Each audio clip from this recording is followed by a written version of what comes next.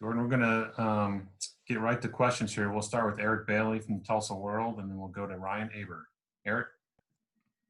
Hey, Jordan. We had a chance to talk to Coach Grinch today, and he talked a little bit about how you overcame your ACL injury.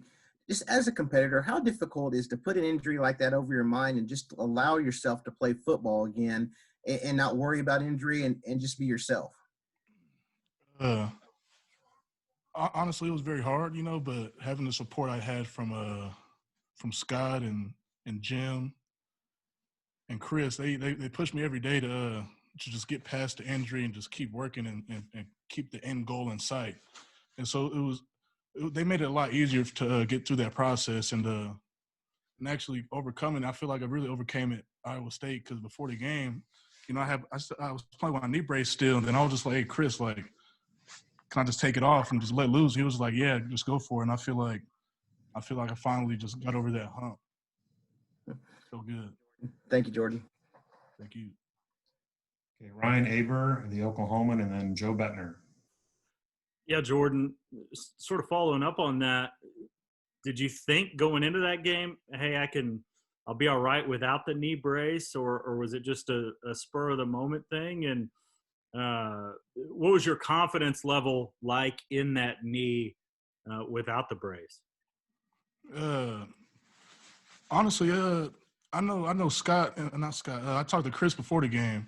I was just thinking about. I was like, man, like it's been a long time. I think I can finally just take it off and just let loose. And so I asked Chris before the game, and he just like, yeah, you're good to go. You can take it off. And after he told me I was good, I knew I was good because he never tried to push me through to do anything that I couldn't and wasn't good for me. He always told me what was best, and I felt like I was very confident in what he told me. Appreciate it, Jordan. Thank you. Joe Bettner, Norman Transcript, and then Jason Kersey.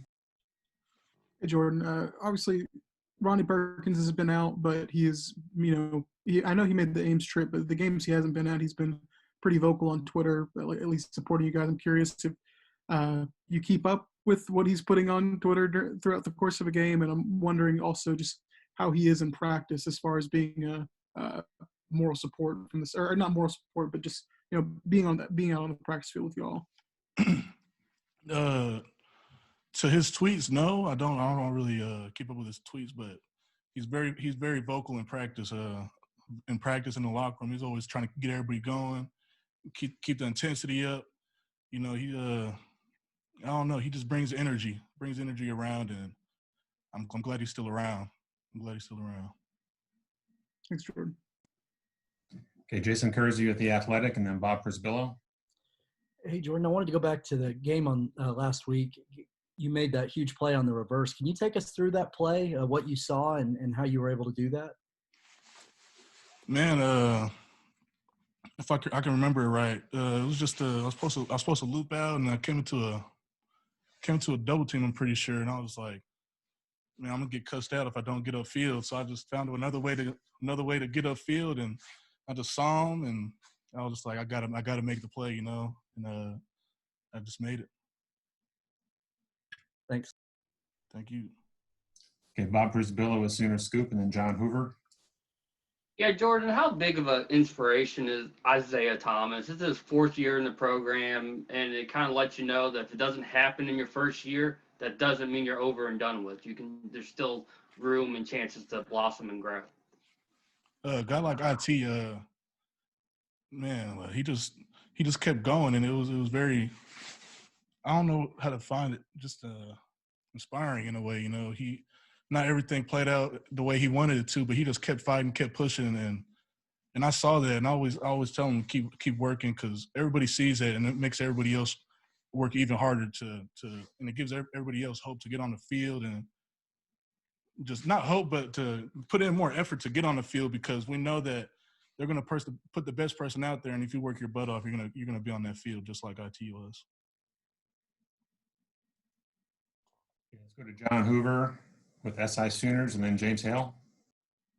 Hey, Jordan, talking to Alex earlier today, he did mention that, when I asked him, did Jordan flash on Saturday against TCU, and he said that he saw has seen recently a recommitment. This is a quote from him on his part to be a high-level football player. He said he wasn't sure when he got here what he had in you and that kind of thing. But all of a sudden you showed up to workouts and you showed up to practice. It was like a light flicked on. Do you remember that? Did that happen? Do you remember what he's talking about there? So when Grinch first got here, I'm pretty sure I was still hurt. So he never really got to get a look at me. And then when I came back very late last year around LSU, I think. But what he's saying is I feel like I just got with the guys during Corona. I remember it was me, Patrick Fields, John Michael Terry, Brian Mead.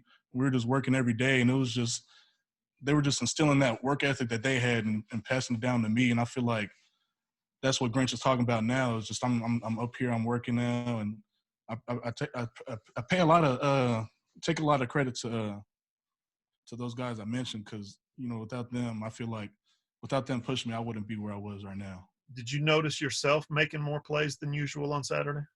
Yes, sir, I did. Yeah. What's that feel like? What's that feel like? I'm not gonna lie, it felt good, but at the same time, I knew that it felt great, but I knew that I had a lot of more stuff to do.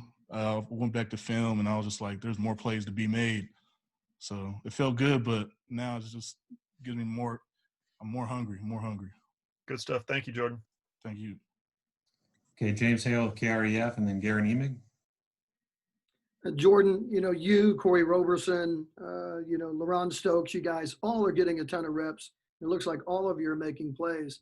How much does it help that all you guys are kind of emerging together and, you're helping each other, and just how much is it helping you guys make the plays that you are? Oh man, it's a huge help that everybody's out there making plays because I feel like it just trickles down. Like, dang, my dog just made a play. I need to go out there and make a play, and it's just creates a good environment for everybody to just go out there and makes everybody, like I was saying earlier, more hungry to just get in there and make a play. Jack Anderson's a really good offensive lineman for them, their offensive line. What are you running into at Texas Tech Saturday night? My bad. I need to turn this volume up. Say it again. I'm saying, what are you running into Saturday night at Texas A&M with their offensive line? I mean, Texas Tech with their offensive line. I'm sorry. It's just another offensive line. We got to go out there, take the same mentality we had out to TCU, and go out there and make plays. Thanks, man. Thank you. Okay, Garen Emig, Tulsa World, and then Jenny Carlson. Jordan, I've been asking some of your teammates if this is the first year that they're voting in the general election next week. Will this be your first go at it? Yes, sir. It's going to be my first one too. How do you feel about that? I feel good about it. I know it was always a big. I always knew voting was important, but I like how they emphasized it this year on the team, and it gave us a lot more information that I never really knew, and so I like how they did that. I like how they did that this year. Real quick follow-up. You guys used your voice in a lot of different ways in the offseason to address a lot of different issues. Where does voting rank in terms of using your voice as a player, you think? I feel like voting is still very important. I feel like it's just important as us just going and protesting like we did at the school. I feel like it's all just as important as everything is. Okay. Thank you very much. Thank you. Okay, Jenny Carlson with the Oklahoman, and then Kerry Murdoch. I think she had to run, Mike. Oh, okay. I didn't see she hopped off. Okay, Kerry, and then Parker Thune. Jordan, you were talking about that year in rehab and kind of what Scott and Jim and Chris meant to you. As a young guy that hasn't made an impact, when you have that injury, do you just kind of feel in purgatory a little bit? I mean, who are the people that were kind of important to you around the program? I don't know if Coach Tibbs was that guy. Just people that kind of keep your head up. Is it players that are on the team? Who do you kind of have to go to in that situation? Because that's got to be tough. It definitely was tough. Like you mentioned, I haven't been on the field, and then getting hurt is just like, why are you here? Kind of, but like I said, Jim, Chris, and Scott, they were great. They were great. They always kept my head up, and Caleb Kelley too. Caleb Kelley was there. We were hurt together. I remember that now. And it was me and Caleb. We were just grinding. trying to keep each other positive. And obviously, a guy that's been here this long, it really helped me. Kelley was a huge help for me. I assume there's some pay it back right now with him with what he's going through. Oh yeah, for sure. I'm trying to keep him up, but he's Kelley. He just goes on his own, man. He's different breed. Thanks, Jordan. Thank you. Okay, and I think our last question is Parker Thune with SI Sooners.